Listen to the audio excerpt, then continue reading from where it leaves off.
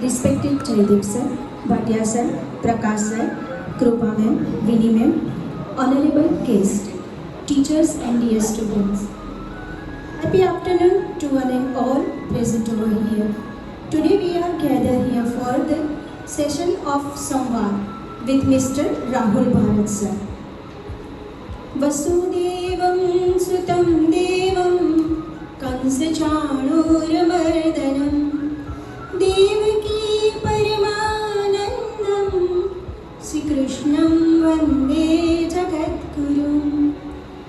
સંસારના વિદ્વાનમાં વિદ્વાન પંડિત પણ જેમની આગળ શીશ નમાવે છે, જગતનો પામરમાં પામર મનુષ્ય નાસ્તિક મનુષ્ય પણ જેમની ભુવન મોહિની સ્મિતની આસક્તિથી અંજાયા વિના રહી ન શકે એવા ત્રિભુવન સુંદર ઘનશ્યામ સ્વયં અહીં ઘન બની અમી છાંટણા છાંટી રહ્યા છે, ત્યારે આપણા આ કાર્યક્રમની સાર્થકતા તો નિર્વિવાદ છે જ.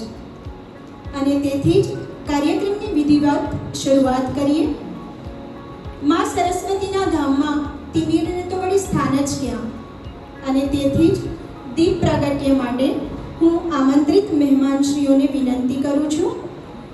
શ્રીમાન જયદીપ સર, શ્રીમાન ભાટિયા સર, श्रीमान प्रकाश सर, श्री राहुल भारत सर, श्रीमान राजन सर, श्रीमान धवल सर, श्रीमान केतन सर. आरोग्यं धन संपदा शत्रुभूति विनाशाय दीपज्योतिर्नमोस्तुते दीपज्योतिर्नमोस्तुते दीपज्योतिर्नमोस्तुते. આપણી સ્મૃતિઓ ચિર સ્મરણીય બની રહે તે માટે સ્મૃતિ ભેટ અર્પણ કરવા માટે હું વિનંતી કરું છું. સૌપ્રથમ રાહુલ ભારત સરનું સ્વાગત કરવા માટે હું જયદીપ સરને વિનંતી કરું છું.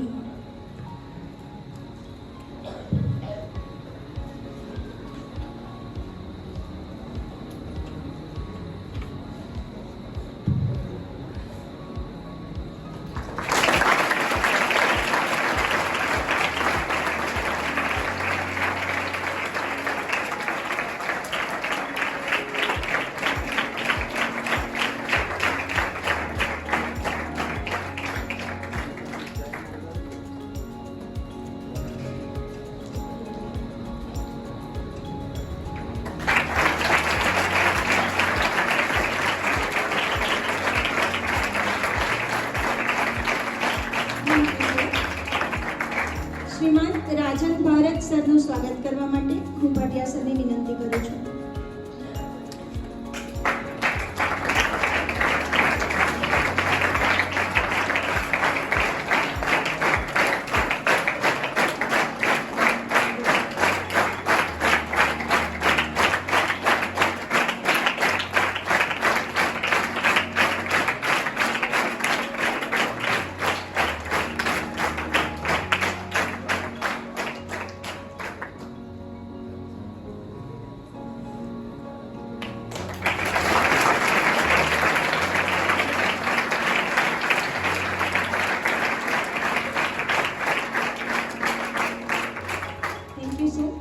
શ્રી ધવલ ભારત સરનું અભિવાદન કરવા માટે હું પ્રકાશ સરને અનુરોધ કરું છું.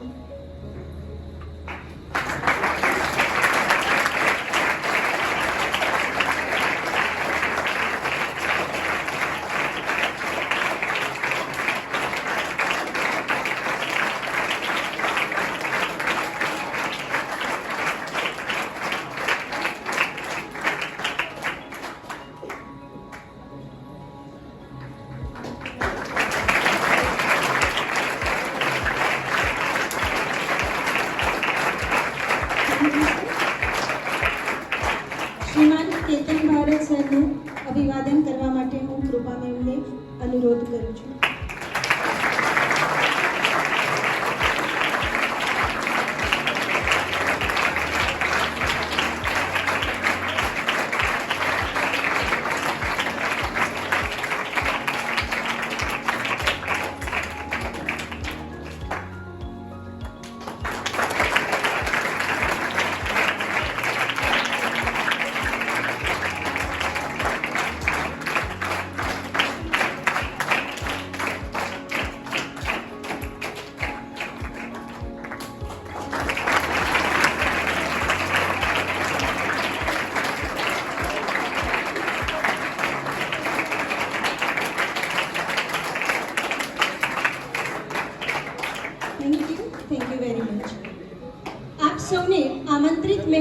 વિશે જાણવાની ચોક્કસ જ જિજ્ઞાસા હશે જ. અને તેથી જ તેઓશ્રીનો આછેરો પરિચય આપું તો તેઓશ્રી અગસ્તી શૈશવ પ્રી પ્રાઇમરી સ્કૂલ અને અગસ્તી ભારતવર્ષ સ્કૂલ અંકલેશ્વરના ફાઉન્ડર છે. વિશેષમાં કહું તો તેઓશ્રી માત્ર માળખાગત શૈક્ષણિક પ્રણાલી કે બીબાઢાળ શૈક્ષણિક વ્યવસ્થાપન સાથે સંકળાયેલા નથી.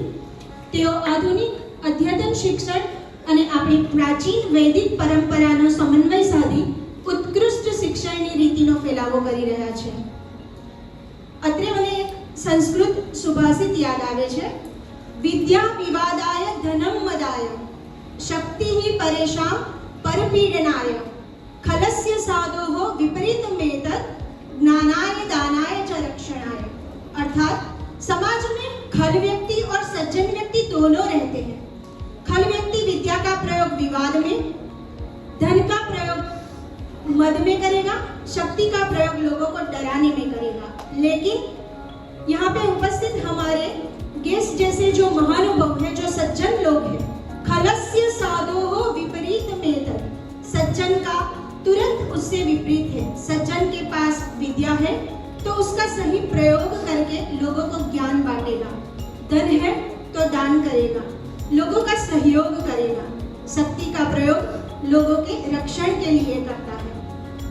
સુભાષિતમાં દર્શાવેલા સજ્જનોના લક્ષણની જેમ જ ઉપસ્થિત સજ્જનશ્રીઓ પણ તેમના જ્ઞાન થકી અનેક જ્ઞાન દીવડા પ્રજ્વલિત કરી રહ્યા છે. ધનનો સુપેરે ઉપયોગ કરી રહ્યા છે.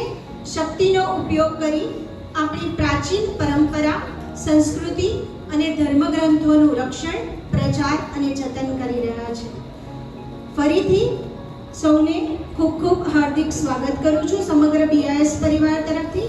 અને વધારે સમય ન લેતા શ્રીમાન રાહુલ ભારત સરના જ્ઞાનનો આપને લાભ મળે એ માટે હું એમને વિનંતી કરું છું.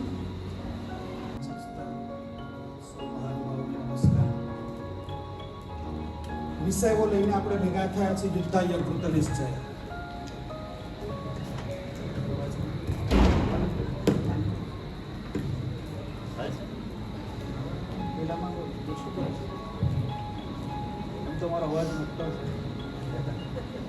વિષય આપણે લઈને ભેગા થયા છે યુદ્ધાય કૃત નિશ્ચય.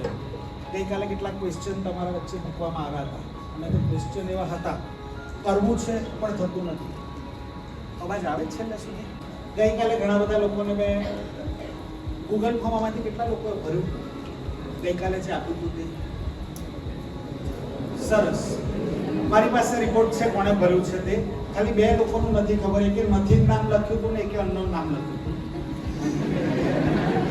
એટલે એ 2 નામ કોણ છે તે તમારા GR રજિસ્ટરમાં જોવા પડશે કે આ 2 નામના બાળકો કોણ ભણે છે. બાકી બધાએ શું શું સમસ્યાઓ લખી છે એ લઈને આવ્યો છું. આપણે બધાની વચ્ચે કંઈક ને કંઈક એવી માહિતીઓ આપણા બધા પાસે છે. જેમ કે સવારે વહેલા ઉઠવું છે, ઉઠાતું નથી. થાય છે એવું? કેટલાને એવું છે સવારે ઉઠવું જ પણ ઉઠાતું નથી? જરા જોડાયેલા રહેજો. યસ, સરસ, મૂકી દો હાથ. અંદર ચર્ચા નહીં કરશું તો મને બહુ મજા આવશે. કારણ કે એવી છાપ લઈને અહીંયા આવ્યો છું કે BIS તો સ્ટુડન્ટ બહુ ડિસિપ્લિનમાં છે. એ વાસ્તવિકતા છે કે મારો ભ્રમ છે?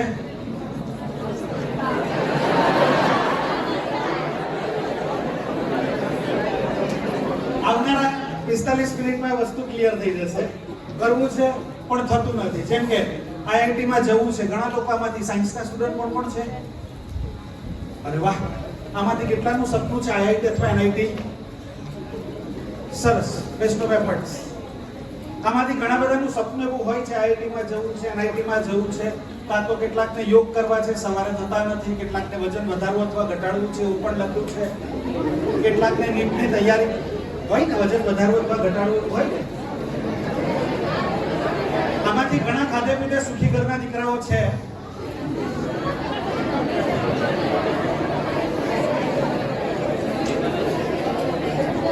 એનાથી આગળ બસ આ તરફ રહીશું તો ઓર મજા આવશે. નીટની તૈયારી કરવી છે, કેટલાક એમ્સમાં જવાનું સપનું છે, કેટલાક કેવું છે ગવર્મેન્ટ મેડિકલ કોલેજ મળી જાય તો સારું છે અને તેના માટે પણ પ્રિપેરેશન કરી રહ્યા છે. આમાંથી ઘણા બધાના જે આન્સર છે ગઈકાલે રાત્રે 12 વાગ્યા સુધી જેના રિસ્પોન્સ હતા એને વાંચ્યા છે અને એમાં હતું નીટની પ્રિપેરેશન કરવી છે. ઘણા એવું પણ કહ્યું કે માર્ક્સ વધારે લાવવા છે, ઘણા બધાનું હતું. આમાંથી કેટલાને એવું છે માર્ક્સ વધારે લાવવા છે પણ આવતા નથી? સરસ, બધાને જ એવું છે. એક વાત યાદ રાખો, માર્ક્સ આવતા નથી.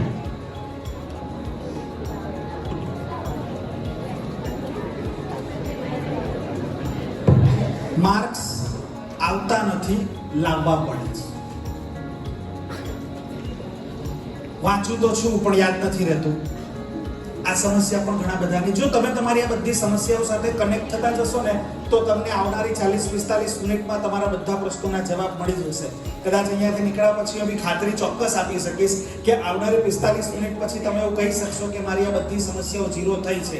એટલી મારા તરફથી ખાતરી છે, કારણ કે 45 મિનિટમાં કૃષ્ણે ભગવદ્ ગીતા કહી દીધી હતી અને ભગવદ્ ગીતા 45 મિનિટની અંદર માગસર સુદ એકાદશીના દિવસે કહેવાયા પછી અર્જુનના બધા પ્રશ્નોનું સમાધાન મળ્યું હતું. અને 5200 વર્ષથી એ ભગવદ્ ગીતામાંથી પ્રત્યેક વ્યક્તિને, તમને અને મને બધા જ પ્રશ્નોનું સમાધાન મળી શકે એવી ભગવદ્ ગીતા છે.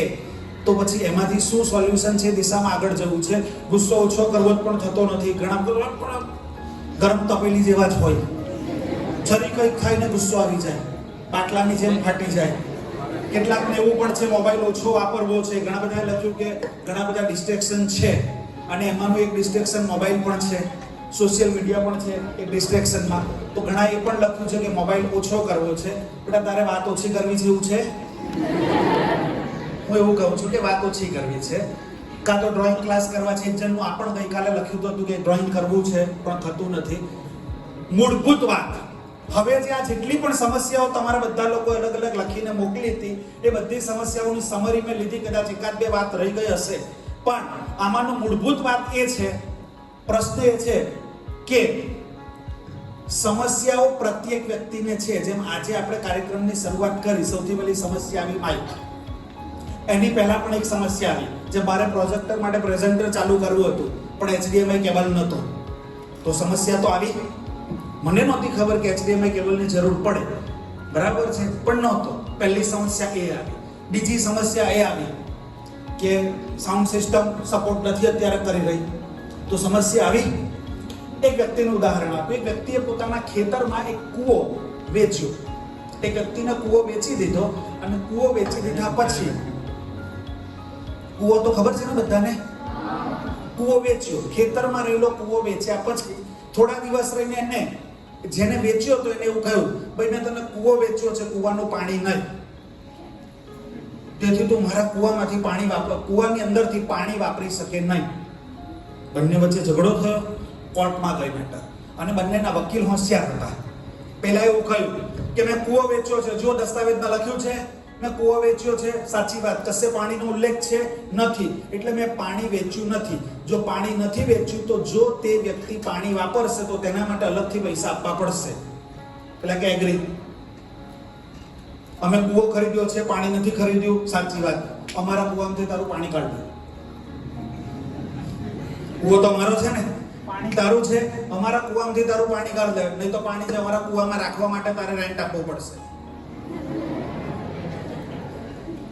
કૂવાનો મતલબ જ એ છે કે તેમાં જમીનમાંથી નીચેથી પાણીની ઇન્કમ સ્ટાર્ટ હોય તો જ એ કૂવો કહેવાશે. તેમ જિંદગીમાં સુખ અને દુઃખ બંને પ્રત્યેકને રહેવાના છે. એ કોઈના જીવનમાંથી ખલાસ થવાના નથી. એ પ્રત્યેકની લાઈફમાં કોઈક ને કોઈક તકલીફ રહેશે. જો હું અહીંયા આવીને એમ કહેતે કે મને પ્રેઝન્ટર નથી મળ્યું તો મારાથી ન બોલાય, માઇક નહીં ચાલે તો હું આજે નહીં બોલી શકું. જિંદગીનો મતલબ જ એ છે કે સુખ અને દુઃખ, અગવડ અને સગવડ પ્રત્યેકના જીવનમાં રહેવાની છે. આની પહેલા જે તમે જેટલી પણ સમસ્યાઓ કીધી એ પ્રત્યેક સમસ્યાઓની અંદર કંઈક ને કંઈક તો તકલીફ જ છે ને. માર્ક્સ તો લાવવા જ છે, IIT-માં તો જવું જ છે, NIT-માં તો જવું જ છે, એમ્સમાં તો જવું જ છે, કાં તો CA થવું જ છે, કાં તો CS થવું જ છે, પ્રત્યેકને કંઈક કરવું જ છે. પણ આવી સમસ્યાઓ ઘણા બધાના જીવનમાં હતી. સમસ્યાઓને લઈ મને ભણવાનો અવસર નહીં મળ્યો, હેન્ડ્રી ફ્રોડ આવું કહી શકતે?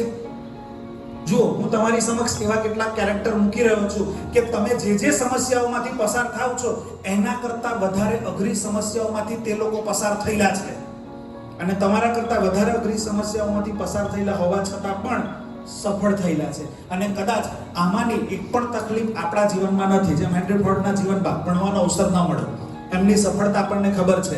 કાં તો લતા મંગેશકર નાની ઉંમરમાં સમગ્ર ઘરને ચલાવવાની જવાબદારી આવી ગઈ, પણ લતા દીદી ભારત રત્ન સુધી પહોંચી શક્યા. માતા પિતા નાની ઉંમરમાં મૃત્યુ પામ્યા અને ઘરની જવાબદારી આવી. એ.આર. રહેમાન કાં તો સુધા ચંદ્રન બંને પગ ગુમાવ્યા પછી પણ સારામાં સારા ડાન્સર બની શક્યા છે. એ સિવાયના કેરેક્ટર જુઓ, ફ્રેન્કલિન ડી રૂઝવેલ્ટ બંને પગ તેમના પણ ખરાબ થઈ ગયા, પ્રેસિડેન્ટ ઓફ અમેરિકા સુધીની સફર એમણે કરી શક્યા. અબ્રાહમ લિંકન અનેક વખત હારી ગયા. આપણે તો એક ટેસ્ટમાં માર્ક ઓછા આવે, બીજી વાર એવું લાગે હવે એનઆઈટી આઈઆઈટી કરતા ગુજરાતની બીજી કોઈ કોલેજ ચાલશે. સપનું બદલાઈ જાય. ક્યાં તો હું ગરીબ ઘરમાં જન્મ્યો, અબ્દુલ કલામ, ગરીબી, તકલીફ, થોડીક સફળ ઓછી છે, આવી કંઈક પણ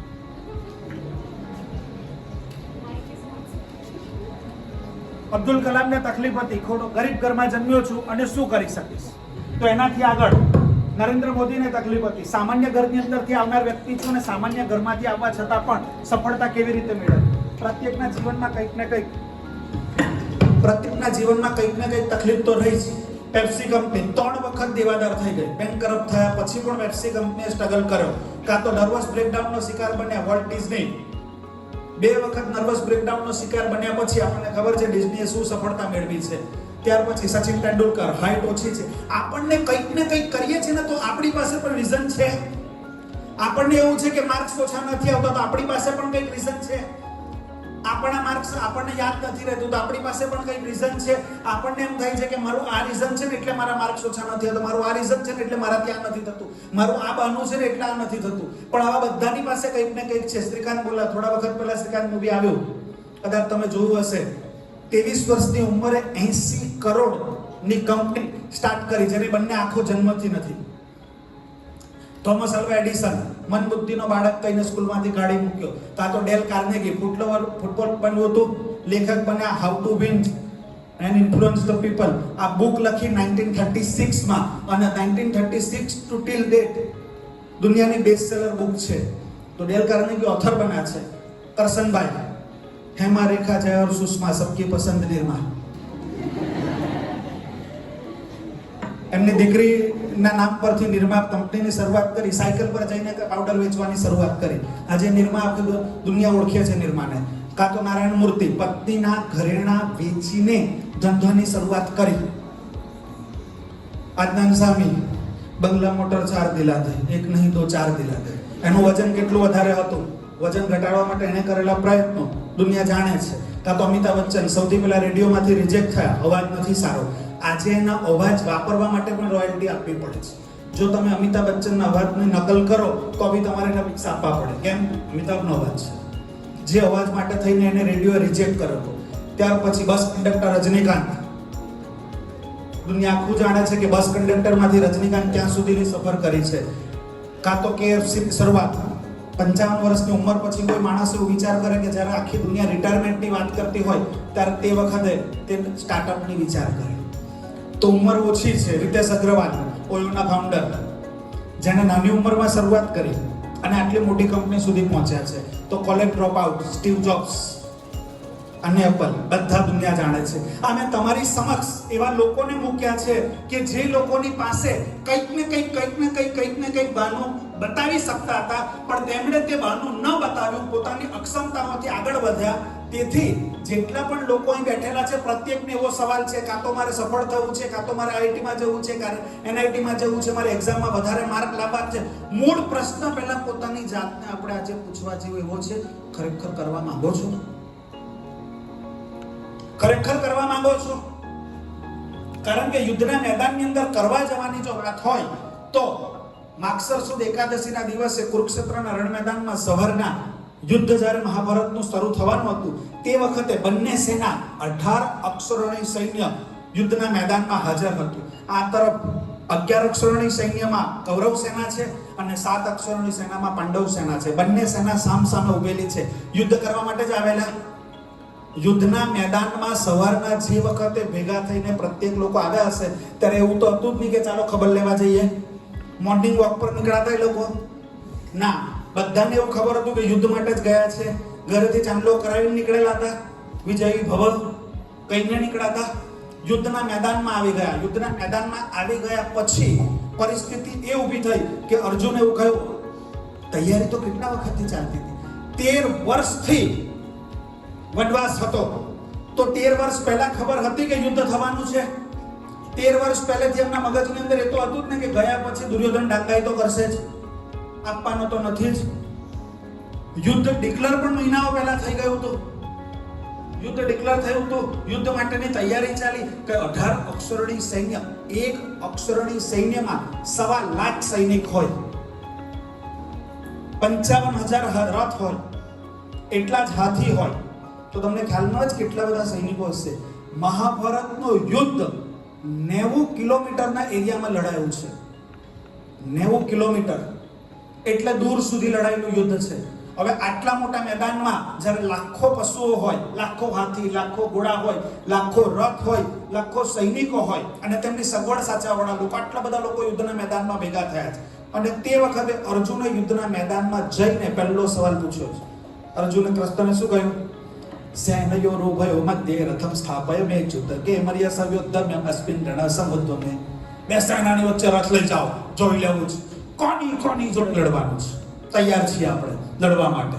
તેમ આપણે જે વખતે એડમિશન લઈએ, આપણને જે વખતે એવું પૂછવામાં આવે કે તમારું ડ્રીમ શું છે, ત્યારે તો આપણને એવું જ હોય ને, આઈઆઈટી.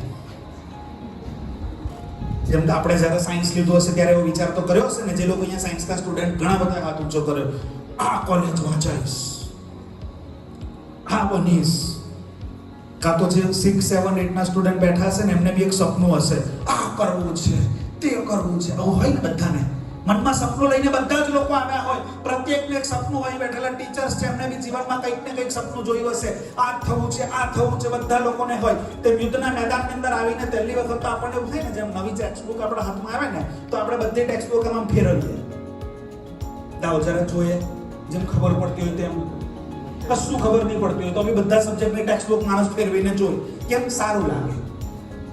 તેમ અર્જુનને શું ઈચ્છા થઈ? લાવ જરા જોઈએ કોની જોડે લડવાનું છે. એટલે શું કીધું? બે સેનાની વચ્ચે રથ લઈ જાઓ, જરા જોઈ લઈએ. પછી બે સેનાની વચ્ચે રથ લઈ ગયા પછી નચ સપનો મે અવસ્થાન તો ભ્રમતિવ ચ મે મન. હવે મન ચક્કર ખાય છે. અર્જુને કહી દીધું ભ્રમતિવ ચ મે મન, હવે મેળ નહીં પડે.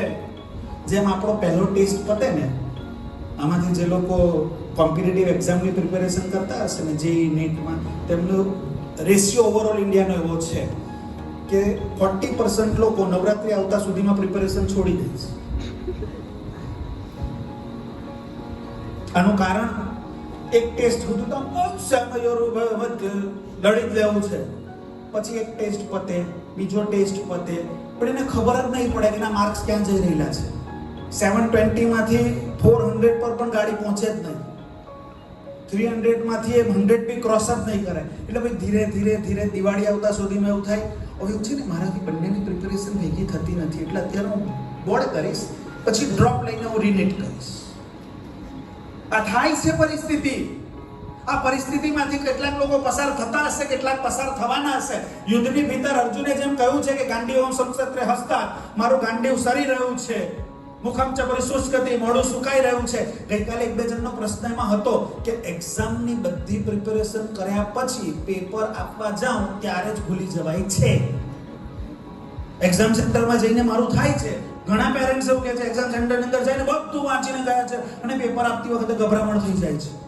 કેટલાક લોકો ડિપ્રેશનમાં આવી જાય છે. હવે શું થશે? તો તમારી ને અર્જુનની બંનેની પરિસ્થિતિ સરખી જ છે. તમે ને હું બધાને સેમ પરિસ્થિતિમાંથી જ પસાર થવાનું થશે. કદાચ મારે 2 વખત માઇક બદલવું પડ્યું તો મારી બી પરિસ્થિતિ ડિપ્રેશનની થઈ જાય. નાની વાતમાં માણસને ડિપ્રેશન આવી જાય. એક્ઝામ સેન્ટરમાં ગયા છે, 2 ક્વેશ્ચન અઘરા પૂછાયા છે. આઈઆઈટી ના એક્ઝામની અંદર તો એ જ છે, જે એડવાન્સમાં 2-4 ક્વેશ્ચન જ એવા મૂકવાના કે માણસ ડિપ્રેશનમાં આવે. તો 4 ક્વેશ્ચન એવા જોયા છે કે હવે નથી આવડતા, માણસ ડિપ્રેશનમાં આવી ગયો. એક્ઝામ સેન્ટરમાં જઈને જે લોકો ડિપ્રેશનમાં આવી જાય છે, કાં તો જીવનનું લક્ષ્ય હાંસલ કરવા માટે થોડી ઘણી તકલીફ આવે એટલે માણસ તેમ કહે બસ હવે નહીં થાય, હવે અકરામણ થાય છે. તો તમારી અને અર્જુનની પરિસ્થિતિ સરખી છે આપણા બધાની. ને તેથી અર્જુનને તે વખતે અર્જુને જ્યારે કહ્યું છે ગાંડીવમ સંસત્રે હસ્તા મુખમ ચ પરિશુષ્કતિ, મારું મોઢું સુકાઈ રહ્યું છે, તે વખતે સિદ્ધંતિમાં ગાત્રાણી, મારા પગ ધ્રુજે છે, આ બધી વખતે અર્જુનને કૃષ્ણ શું કહ્યું, તે માર્ગદર્શન તમને ને મને જરૂરી છે. કારણ તે વખતે યુદ્ધના મેદાનની ભીતર કૃષ્ણ એવું કહી શકતા હતા અર્જુનને કે ચાલ આજે માથું દુખે જ ને, કાલે જેમ આપણે વાંચવા બેસીએ ત્યારે આપણે એવું નક્કી કરીએ ને, જેમ સવારે એલાર્મ વાગે ત્યારે આપણે નક્કી નથી કરતા 10 મિનિટ પછી. રાત્રે આપણે એવું નક્કી નથી કરતા વાંચવાનું ઘણું બધું બાકી હોય તો પણ કાલે સવારે. કાં તો એક્ઝામ ચાલુ થઈ જાય ને, 2-3 પેપર પતે ને પછી આપણી અંદર બ્રહ્મ જ્ઞાન થાય, પહેલેથી વાંચ્યું હોત ને તો બહુ મસ્ત માર્ક લાવે છે. અને છેલ્લા 2-3 પેપર વખતે આપણે એવું નક્કી પણ કરી લઈએ કે નેક્સ્ટ એક્ઝામમાં પહેલેથી પ્રિપેરેશન કરીશ. પણ એક વાત છેલ્લું પેપર પતે ત્યાં સુધી જ હોય, પછી આપણે યુદ્ધના મેદાનમાંથી ભાગી જઈએ, બધા લોકો ભાગી જાય છે. તેથી મૂળભૂત પ્રશ્ન એ છે, જે પ્રશ્ન અર્જુનને થયો એવી જ પરિસ્થિતિ આપણી છે. મૂળ પ્રશ્ન એ છે, જ્યારે યુદ્ધના મેદાનમાં અર્જુન હતો ત્યારે કૃષ્ણે બહુ સ્પષ્ટ શબ્દોમાં એને જે પૂછ્યું આપણને પણ છે, ખરેખર કરવું છે, ખરેખર માર્ક્સ લાવવા છે, ખરેખર દરેક સબ્જેક્ટમાં સ્કોર કરવો છે, ખરેખર યાદ રહેવું કરવું છે. આ પહેલો પ્રશ્ન પોતાની જાતને પૂછવો જોઈએ. કારણ વિદ્યાસ્વામીનો એક પ્રસંગ છે. વિદ્યારણ્ય સ્વામી એક જગ્યાએથી પસાર થતા હતા અને તે વખતે એવું જોયું કે નદીના કિનારે 10 લોકો નાહવા ગયા. 10 લોકો નાહવા માટે નદીએ ગયા, 10 ભાઈબંધો ગયા. 10 2-3 કલાક નદીમાં ભૂચકા માર્યા, ધબુકા કર્યા અને પછી બહાર નીકળ્યા, કપડાં બદલ્યા અને પછી બધાએ કીધું ચાલો હવે ઘેર જઈએ. પછી એક જણે કીધું બધા આપણે આવી તો ગયા ને, જરા જોઈ લેતો. એટલે એને ગણવાનું ચાલુ કર્યું, 1 2 3 4 5 6 7 8 9. ઓ વાહ વાહ, 9 જ છે, આપણે 10 આવેલા. એક ડૂબી ગયો. એટલે પેલો કે ના હોય યાર, કોઈના મા બાપને શું જવાબ આપશો? પાછો ગણ, 1 2 3 4 5 6 7 8 9 જ છે. એટલે પેલા બીજાએ ગણવાનું ચાલુ કર્યું, તો ઉપર હું ગણું છું 1 2 3 4 5 6 7 8 9 જ છે. લોકો વાહ, એક જણ ડૂબી ગયો, બધા રડવાનું ચાલુ કર્યું. રડતા હતા ને એમાંથી વિદ્યાનંદ સ્વામી ત્યાંથી પસાર થયા ને વિદ્યાનંદ સ્વામી કીધું કેમ રડો છો? તો કે મેં 10 જણા નાહવા માટે આવ્યા હતા નદીમાં, હવે 9 જ રહ્યા કે ડૂબી ગયા. તો વિદ્યાનંદ સ્વામીએ કહ્યું ના, 10 જ છે. તો કે ના, અમે 3 વાર ગણ્યું અને ચેક કર્યું કે 9 જ લોકો છે. તો કે ગણી બતાવો કો દસમો કાં છે? અમને મળતો જ નથી. અને તે વખતે પેલા ગણવાનું ચાલુ કર્યું, 1 2 3 4 5 6 7 8 9. વિદ્યાનંદ સ્વામીએ ત્યાર પછી એટલું જ કીધું, શરૂઆત તારાથી કર. તારાથી શરૂઆત કર. બહુ મોટો મેસેજ વિદ્યાનંદ સ્વામી આપ્યો. 10મો નહીં શોધ, 10મો ક્યાં છે શોધવાની જરૂર નથી. પહેલો તું છે એ તો વિચાર. લાસ્ટ વીક ની અંદર વરસાદ પડતો હતો ને, તો અચાનક સવારના 7:42-45 જેવું થયું હશે અને ડ્રાઈવર, ઇકોનો ડ્રાઈવર દોડતો મારી પાસે આવે છે. અમારે સ્કૂલનો ટાઈમ 7:40 એન્ટ્રી બંધ થાય, એટલે 2-3 મિનિટ લેટ થયા, દોડતો આવે છે અને આવીને મને કહે છે, સર આજે ગાડી લેટ થઈ ગઈ છે, છોકરાઓને કંઈ કહેશો નહીં. બધું શું થયું? સર કે જવા દો ને, અંકલેશ્વરમાં કેટલા ખાડા છે અને બાજુ હવે પહેલા જેવું રહ્યું નથી. હું શું નથી રહ્યું? એટલી બધી ગાડીઓ વધી ગઈ છે ને ટ્રાફિક હોય એટલે સવારે મોડું થઈ જાય છે. એટલે મેં એક જ વાત કીધી, નંબર 1, રસ્તા પરના ખાડા દૂર કરવાનું તારાથી થશે? કે ના. મારાથી થશે? ના. રસ્તા પર ગાડીઓ વધી ગઈ, ટ્રાફિક, તો તું ઓછી કરાવી શકીશ? ના. હું ઓછો કરાવી શકીશ? ના. તો આપણે બંને જે વસ્તુ ના કરી શકીએ એની ચર્ચા શું કામ કરે છે? તારાથી એટલું જ થઈ શકે કે તું 10 મિનિટ વહેલો નીકળ. આપણે 10મો માણસ શોધીએ છીએ. આપણે આપણી સમસ્યા માટે થઈને બીજાને શોધીએ છીએ. શરૂઆત તારાથી કર ને. તું શું કરી શકે છે? આપણને એમ થાય છે મને ટીચર સરસ મેથ્સ ભણાવે ને તો મારા મેથ્સમાં સારા માર્ક્સ આવે. પણ ટીચર સારું ભણાવે એવું નક્કી કોણે કર્યું કે ભણાવે તે સારું છે? તને સમજ પડે છે? કદાચ એવું પણ હોય કે તારા જ પ્રયત્ન ના હોય એટલે રિઝલ્ટ ના આવતું હોય. કો દસમાં 10મો નહીં શોધવો. પહેલી શરૂઆત કોનાથી કરવી? પોતાનાથી શરૂઆત કરવી. અને પોતાનાથી શરૂઆત કરતા નથી. તેથી દુનિયાની સૌથી મોટી બીમારી વિશે વાત કરું છું. બેઠેલા પ્રત્યેક વ્યક્તિના બીમારી સાથે ક્યાંક ને ક્યાંક નાતો પડી શકે છે. દુનિયાની સૌથી મોટી બીમારી છે બાનાઇટિસ. કઈ બીમારી છે? દુનિયાની સૌથી મોટી બીમારી કઈ છે? આ બાનાઇટિસ નામની બીમારીમાંથી પ્રત્યેક લોકો પસાર થતા હોય છે. અને હું તમને એમાં ઉદાહરણો સાથે બતાવું કેવી રીતે કોણ બાનાઇટિસની બીમારીમાંથી પસાર થાય છે. તેથી જે લોકો બાનાઇટિસની બીમારીમાંથી પસાર થાય છે એ પ્રત્યેક લોકો માટે થઈને સૌથી પહેલું જે લક્ષણ છે આ બીમારીનું તે આપણી સફળતા માટે થઈને કાં તો આપણી નિષ્ફળતા માટે આપણે જવાબદાર છીએ એવું આપણે સ્વીકારતા નથી. શું છે લક્ષણ? માણસ પોતાની ભૂલ છે તે સ્વીકારતો નથી. જેમ કે મારા માણસ ઓછા છે, તો હેલો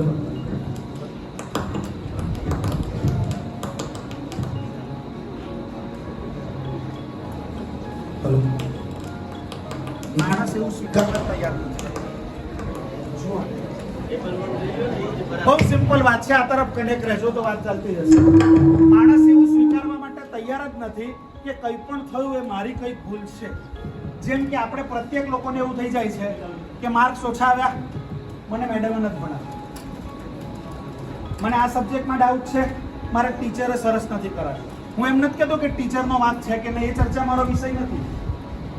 મૂળ વિષય એ છે કે આપણી સફળતાની શરૂઆત આપણાથી થાય છે અને તેના માટે થઈને આજે મનમાં ગ્રંથિ પહેલા બાંધી લો, મને સફળ થતા એક જ વ્યક્તિ રોકે છે. કોણ રોકે છે? હું પોતે જ. હું ધારું તો સફળ નથી થતો. જો મારે માર્ક્સ લાવવા છે મને કોઈ નથી રોકતું. જો મારે આઈઆઈટીમાં જવું જ મને કોઈ નથી રોકતું. મારે સીએ થવું જ મને કોઈ નથી રોકતું. મારે સીએસ થવું જ મને કોઈ નથી રોકતું. મારે એમ્સમાં જવું જ મને કોઈ નથી રોકતું. મને કોઈ રોકે છે તો મને થઈને એક બીમારી, અને તે બીમારીનું નામ છે બાનાઇટિસ. અને જે વ્યક્તિને આ બીમારી થઈ હોય તે બધાને શું કહેવાનું? ગેટ વેલ સૂન. શું કહેવાનું? એટલે તમારી સમક્ષ હવે તમારે આસપાસ વિચારતા જવાનું કઈ વખતે આ બીમારી તમને અસર કરે છે, કેવી જગ્યાએ અસર કરે. જે જગ્યાએ તમને એવું લાગે બાનો, તે જગ્યાએ શું કહેવાનું? ગેટ વેલ સૂન. શું કહેવાનું? ગેટ વેલ સૂન. હવે આ બાનાઇટિસને કાઢવા માટેનો ઉપાય શું છે? જનરલી બાનાઇટિસ થાય કેમ છે? જેમ કે ફિયર ઓફ અનનોન. મારા દીકરા એક દિવસ હું ઘરે સાંજે પહોંચ્યો સ્કૂલેથી, એટલે મારા છોકરાને કંઈક લોખંડની વસ્તુ ઘરમાં રમતા રમતા વાગી હશે. એટલે મેં ઘરે જઈને તરત એવું કહ્યું તને ઇન્જેક્શન મુકાવવું પડશે તનુરનું, હું દવાખાને લઈ જાઉં. એટલે મેં દવાખાને લઈ જવાની વાત કરી.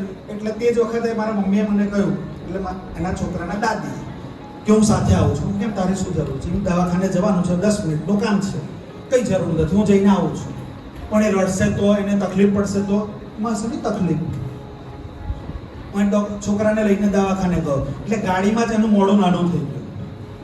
દવાખાને પહોંચતા તો આંખમાંથી પાણી આવી ગયા. હજુ તો હું મારા ડોક્ટર પાસે પહોંચું છું ને એને કહ્યું કે આ વાગેલું છે, ઇન્જેક્શન મૂકવાનું છે, ધનુરનું ઇન્જેક્શન. ડોક્ટરે ટીટીનું ઇન્જેક્શન ભર્યું. હજુ તો ડોક્ટર મૂકે છે ઇન્જેક્શન એ પહેલા જ એને ભરડા ચાલુ કરી દીધા. ઓ ભા કઈ નહીં, પકડી રાખો. ઇન્જેક્શન મુકાયો, ઘરે લઈને આવ્યો, ગાડીમાં બેસાડ્યો. મેં કીધું સાચું કે જબી દુખેલું? કે ના. તો ભરડા છે ના હતા, મને એમ કે દુખશે. Fear of unknown. આપણને ઘણી વખત શું થાય છે? કલ્પનાઓથી આપણે દુઃખી થઈ જઈએ છે. કદાચ આ તકલીફ આવશે. જુઓ, તમારા રીઝન જેટલા પણ છે એમાં આવું હશે. Fear of unknown. જેમ કે પ્રમુખ સ્વામી નગર ગયા વર્ષે બન્યું હતું, ખબર હોય. હવે પ્રમુખ સ્વામી નગર આમાંથી કોઈ ગયા હતા? કેટલા લોકો ગયા હતા? સરસ. હવે પ્રમુખ સ્વામી નગર બન્યું હતું એટલે મારી આસપાસના ઘણા લોકો જઈને આવ્યા. એટલે મેં પણ નક્કી કર્યું, હું જાઉં છું, મેં પણ નક્કી કર્યું કે બાળકોની સાથે લઈને જઈએ છોકરાને. એટલે મારા વાઈફે એવું કીધું કે નાના, કે બહુ મોટું છે ને થાકી જવાશે, બહુ મોટું છે ને થાકી જવાશે. હું કીધું કોણે કીધું? તો કે આપણા બાજુવાળા જઈને જ આવે ને, એમણે કીધું કે બહુ લાંબુ છે, બહુ ચાલવાનું, બહુ થાકી જવાશે. મેં કીધું કંઈ નહીં, છોકરો છે થાકી જાય તો વધારે શું છે, ગાડીમાં સૂઈ જશે, ઘરની ગાડી લઈને જ સૂઈ જશે. પ્રમુખ સ્વામી નગરમાં સવારે નીકળ્યા, 6 વાગે નીકળ્યા. બીજે દિવસે રાત્રે ત્યાંથી નગરમાંથી રાત્રે 10:30 વાગે નીકળ્યા ને ત્યારે મારો છોકરો દોડતો બહાર આવતો. અને મેં તે વખત મને થાકી ગયો તો કે ના. તો તારી મમ્મી કેમ થાકી ગયેલી 2 દિવસ પહેલા ઘેર? Fear of unknown. લોકોએ કહી દીધું, જેમ ઘણા એવું કહી દીધું બહુ અઘરું આવે, બહુ અઘરું પડે. આઈઆઈટીમાં જવું હોય ને તો બહુ વાંચવું પડે, 14 કલાક વાંચવું પડે. તો વાંચવાનું, એમાં શું છે? એમાં શું છે? એમ્સમાં જાય તો બહુ અઘરું પડે. તો અઘરું પડે તો અઘરું પડે, એના માટે શું તકલીફ છે?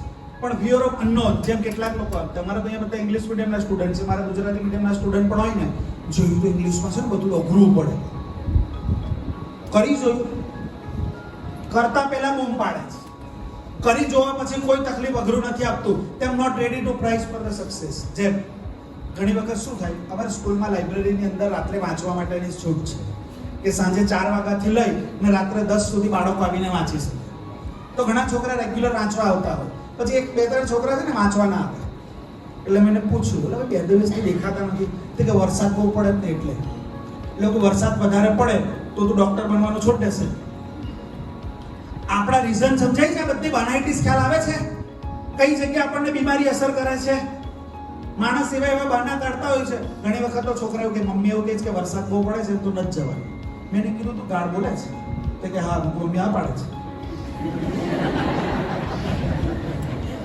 મમ્મી આ પાડે છે, પણ એને વાંચવું નથી એટલે વાનું શું કાઢ્યું? મમ્મી ના પાડે છે. વરસાદની અંદર લોકો માટીનો પૂતળો થોડો છે પીગળી જશે, વરસાદ પીલાઈ જશે તો હુકાઈ જશે, વધારે કઈ નહીં થાય. બીજું, ભૂલ જ નથી લાગતી. એક વ્યક્તિ ચોરી કરતા પકડાયો છોકરો, એટલે મેં કીધું કેમ ભાઈ લખે છે, ચોરી કરે છે? નથી આવડતું એ જ લખું છું. પણ નથી આવડતું એ લખવું એને ચોરી જ કહેવાય. માણસને પોતાને ભૂલ કરે છે એવું લાગતું જ નથી કે આ મારી ભૂલ છે. એક છોકરો ચોરી કરતા પકડાયો હશે એટલે પ્રિન્સિપાલે બોલાવ્યો કે તમારો છોકરો ચોરી કરે. તો મમ્મી આવીને કીધું મારો ચિંટુ જ તમને દેખાયો. એટલે ચિંટુની મમ્મીને એવું લાગતું જ નથી કે મારા છોકરાએ ભૂલ કરી છે. આપણે સફળ કેમ નથી એનું એક રીઝન છે કે આપણને આપણી ભૂલ દેખાતી જ નથી. મેં આવા લોકો જોયા છે, એ પણ એવા પણ જોયા છે કે પેપર ચોરી કરતા પકડાયો હોય બાળક, તો એના પેરેન્ટ્સ આવીને કહે જ્યારે પકડાયો તેની પહેલા તો ચેક કરો. એટલે માણસને એવું ખોટું કર્યું છે એવું લાગતું જ નથી. ભૂલ જ નથી લાગતી, કાં તો એનાથી વધારે. ફિયર ઓફ અનનોન ક્લિયર છે? ભૂલ નથી લાગતી. Not ready to pay price for the success. આપણે કિંમત ચૂકવવા એનાથી વધશે. એક પુસ્તક વાંચતો હતો કાયાબની ચંદન. એમાં પાંડુરંગ શાસ્ત્રી આઠવલેનું જીવન લખેલું છે અને એમને એક પ્રસંગ હતો, અને એમાં જે પ્રસંગ લખ્યો છે તે કેટલાક ત્યાં વાંચે છે. હું બોલું તે જ આવશે, એમાં નહીં ખબર પડે. એમાં એક પ્રસંગ લખ્યો છે પાંડુરંગ શાસ્ત્રી આઠવલેના જીવન ઉપર, અને તેમાં પ્રસંગ એવો હતો કે એમના પિતાજીએ એને કહ્યું સવારના આપું કે આ લેટર છે જરા પોસ્ટ કર્યા. આ લેટર પોસ્ટ કર્યા. એટલે પોસ્ટ કરવા માટે સવારે 10 વાગ્યા જેવો આપ્યો હશે. 11-11:30 વાગે ને છોકરા ફરી જો આંગણામાં રમે છે એટલે બોલાવે પાંડુ નહીં આવે. પોસ્ટ કરાવ્યો? તો કે ના. તો કે તમને 1.5 કલાક પહેલા લેટર આપ્યો તો કેમ પોસ્ટ ના કરો? તો કે પોસ્ટ ઓફિસનો ડબ્બો તો 2:30 વાગે જ ખોલશે ને. હું 10 વાગે લેટર નાખું કે 2 વાગે લેટર નાખું, ખોલીને પોસ્ટ ઓફિસના ડબ્બામાંથી કાઢશે તો 3 વાગે જ ને. તો હું 3 વાગ્યા પહેલા ગમે ત્યારે નાખી આવીશ. ત્યારે આપણે એક વાક્ય કીધું, 800 ને અક્કલ વધારે. તને કીધું કર નાખ, તો બુદ્ધિ ચલાવવાની કઈ એવી જરૂર નથી. જેમ ઘણા છોકરાઓ એવા હોય, જેમ તમારે ટીચર્સને એવું થતું હશે. મારો એવો નિયમ છે કે હું મેથ્સ ભણાવું તો આજે મેં જે ભણાવ્યું છે ને તે ટોપિકને રિલેટેડ જે એક્ઝામ્પલ હું એક્સ્ટ્રા આપું તે બીજે દિવસે ગણીને લાવવાના છે. આ મારો ફિક્સ નિયમ છે વર્ષોથી. તો બીજા દિવસે એક દિવસ ક્લાસમાં જઈને નોટ ચેક કરતો હતો, એટલે એક છોકરાએ ગણા નતા. એટલે મેં પૂછ્યું કેમ ભાઈ ગણા નથી? તો કે મને ડાઉટ છે. ખોદું લાવ, કયા ટોપિકમાં ડાઉટ છે, કઈ જગ્યાએ તારી મેથડમાં કાં ભૂલ પડે છે મને કે. તો કે એ નથી લખ્યું. કેમ? તો ડાઉટ ક્યાંથી છે? કે મનમાં દાખલા ગણેલા. મનમાં દાખલા ગણેલા એટલે આને શું કહેવાય? બાનાઇટીસ. કઈ બીમારી? આવા લોકોને શું કહેવું જોઈએ? એક છોકરો લાસ્ટ બેન્ચ પર બેસતો. તમારી સ્કૂલમાં એવું સારું છે કે ત્યાં છજ્જુ એવું છે કે તડકો નથી સીધો આવતો, એવું મને સરે કહ્યું. મારા ત્યાં કેમ્પસમાં એવું છે કે પાછળથી સીધો તડકો બપોરના 2 વાગ્યા પછી આવે. તો એક ક્લાસની અંદર બોર્ડ પર બધું ટીચર લખતા હતા અને હું ક્લાસમાં રાઉન્ડ માટે નીકળો એટલે લાસ્ટ બેન્ચ પર ગયો અને લાસ્ટ બેન્ચ પર જઈને બેસી ગયો. ટીચર શું ભણાવે છે અને બાળકો શું લખે છે જોવા માટે. એટલે લાસ્ટ બેન્ચ પર એક છોકરો બેઠો હતો, એણે કશું લખેલું જ નહીં. મેં કીધું કેમ? તો કે બોર્ડ પર તડકો આવે એટલે દેખાતું નથી. મકો એટલે તડકો આવે છે એટલે તું ડોક્ટર બનવાનું રવા દેશે? બોર્ડ પર તડકો આવે છે એટલે તું ભણવાનું છોડી દેશે? અને તડકો આવે છે એટલે કેટલું નથી દેખાતું? આ બધાને શું કહેવાય? બહાના કરી રહેલા છે. માણસ સફળતા માટે થઈને કિંમત ચૂકવવા તૈયાર નથી. તેથી પાનાઇટિસ બીમારી ઓળખાય છે? આજથી ઓળખી શકશો કે કઈ કઈ જગ્યાએ બહાના ચાલી રહ્યા છે? રીઝન દૂર કરવાનો પ્રયત્ન કરશું. 3 દવા આપું છું. સૌથી પહેલી દવા, મારી જીત અને હાર પર બીજા કોઈનો હક નથી, આવું તમારા મનને કહી દો. તમારે જીતવું છે તો તમારી જીત તમારા હાથમાં છે. તમારે હારવું છે તો તમારી હાર તમારા હાથમાં છે. કારણ કે યુદ્ધના મેદાનમાં જે વખતે અર્જુને એવું કહ્યું, ન કાંક્ષે વિજયમ કૃષ્ણમ ન ચ રાજ્યમ સુખાની છે, કિમ નો રાજ્ય ન ભોગે ન કિમ ભોગે જીવિતે ન વા. પણ કોઈ વિજયની ઈચ્છા નથી, કઈ જોઈતું નથી. ન કાંક્ષે વિજયમ કૃષ્ણ, કશાની અપેક્ષા નથી. તે વખતે અર્જુનને કૃષ્ણે બહુ સ્પષ્ટ વિધમાં કહ્યું તો ક્લેમ્યમ નાસ્મગમઃ પાર્થ નૈતત્વૈવ પદ્યતે. આ હૃદયની દુર્બળતાને કાઢ, ક્ષુદ્રમ હૃદયમ દૌર્બલ્યમ ત્યક્તો ઉઠ્ઠિષ્ટ પરંતપ. ઉઠ, ઊભો થા. કૃષ્ણ ધારક તો તેને એવું કહી શકત કે આજે માથું દુખે છે, કાલે આવજે. આજે ચક્કર આવે છે, કાલે આવજે. તું શું ચિંતા કરે છે? અમે બેઠા છે ને, તમારા 4 ભાઈઓ તો છે જ, અમે જોઈ લઈશું. આપણા ઘરમાં કદાચ આપણા ઓવર પેમ્પરિંગ વાળા પેરેન્ટ્સ હોય ને, તો એ પણ કદાચ આપણે એવું કહીશું ને કે આજે માથું દુખે છે, તો પેરેન્ટ્સ માની જશે. કારણ કે મોટે ભાગે 2 બીમારી એવી છે કે જે મેજર થતી નથી. સ્કૂલમાં એક્ઝામમાં રજા પાડવા માટે માથું દુખવું, પેટમાં દુખવું. તાવ આવે તો માપી લેવાય, પણ માથું દુખવું મપાતું નથી, કેટલું દુખે છે. પેટમાં દુખે છે, મપાતું નથી, કેટલું દુખે છે. અને હવે પંચાયત જોયા પછી નવી એક બીમારી આવી છે, અંદર સે મન કુછ અચ્છા નહીં લગ રહા. એક નવી બીમારી આવી છે.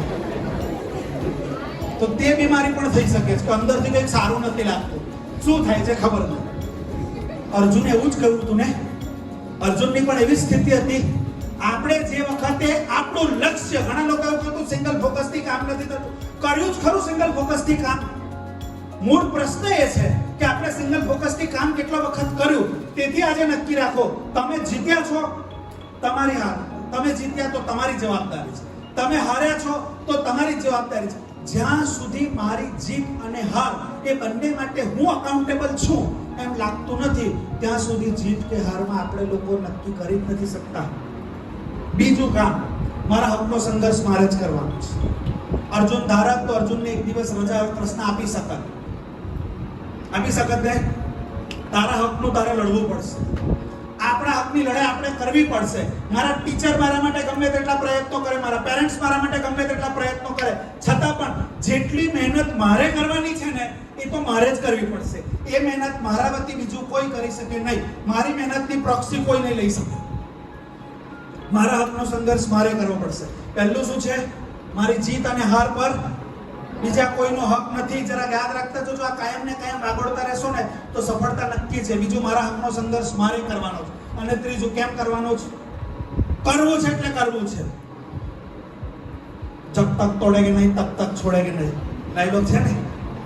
મારે કરવું છે એટલે કરવું છે. એના માટે થઈને મારે બીજો કોઈ પ્રશ્ન આવવો નહીં જોઈએ. કેમ કરવાનું આ મારો પ્રશ્ન નથી. ટોમ એન્ડ જેરી જોયું છે? છેલ્લે સુધી લડવાનું. આ વખત ફાઇનલ મેચ જોયું કે ઇન્ડિયાની ફાઇનલ હતી તે છેલ્લા બોલ સુધી પાછી ગમે ત્યાં ફેરવાઈ શકે છે. તો પછી ડિસેમ્બરમાં વિચાર ના આવવો જોઈએ કે એક વર્ષ ડ્રોપ લઈને રિપીટ કરીશ. મેચ જ્યાં સુધી પૂરી નથી થઈ ત્યાં સુધી પૂરી થઈ નથી. આવું તો હોવું જોઈએ ને. તો ઘણા લોકોને એવું હશે, જેમ જે લોકો 12થમાં, આમાં કેટલા છે 12th સાયન્સમાં અથવા કોમર્સમાં? સરસ. તો આમાંથી જે લોકોએ 11thમાં કામકાજ ન કર્યું હશે ને, તેમને અત્યારે સ્ટ્રેસ આવવાનું ચાલુ થઈ ગયું હશે. 11thમાં નથી કર્યું તો હવે કઈ રીતે કરશું? ચાલુ થઈ જાય સ્ટ્રેસ. અને આમાંથી કેટલાકે નક્કી બી કરી લીધું છે શું છોડી દેવું છે.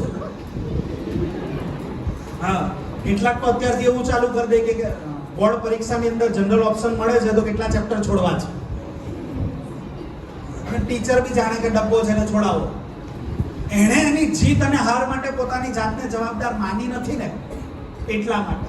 નહીં તો આપણને કોઈ ડબ્બા નહીં બનાવી શકે. તેથી યાદ રાખો, ચમત્કાર થતા નથી, કરવા પડે છે. અપના ટાઈમ આયેગા, કોઈ આવતો નથી, લાવવો પડે છે. કોઈ વ્યક્તિ આકાશમાંથી ચમત્કાર થઈ જાય ને કઈ થઈ જાય એવું કોઈ રીતે કોઈ સફળ થયું નથી. કારણ ગીતામાં જે વખતે અર્જુને માર્ગદર્શન માંગ્યું ત્યારે કૃષ્ણે બહુ સ્પષ્ટ શબ્દોમાં કહ્યું છે, ઉત્તરે આત્મનમ, તારો ઉદ્ધાર તારે તારી જાતે કરવાનો છે, ડુ ઇટ યોરસેલ્ફ. કૃષ્ણ પણ મને માત્ર ને માત્ર સાથે રહીને ગાઈડ કરી શકશે, મારા ટીચર એ મને ગાઈડ કરી શકશે, મારા પેરેન્ટ્સ મને ગાઈડ કરી શકશે, લડવાનું મારે છે. તેથી યોદ્ધાએ કૃત નિશ્ચય કહ્યું. અને જેને જેને સમજણ આવે છે, આમાંથી કેટલાક એવા પણ થઈ, આપણી આસપાસ એવા કેટલાય લોકો હોય જે દુર્યોધન સિન્ડ્રોમ ના હોય. કેવા?